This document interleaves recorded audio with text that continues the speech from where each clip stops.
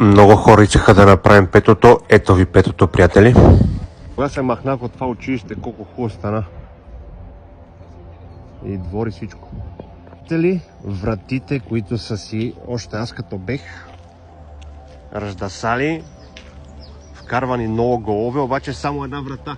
Тук има много зеленина и полянки, са насадили дръвчета учениците, което по мое време го нямаше, което е плюс. Тук има някакви много странни рисунки, които аз не съм ги видел, нищо, че съм учил 4-5 години тук. И се тук не седете по парапетите, сте си прожили краката, че не мога минаваме и много ни е неприятно такова.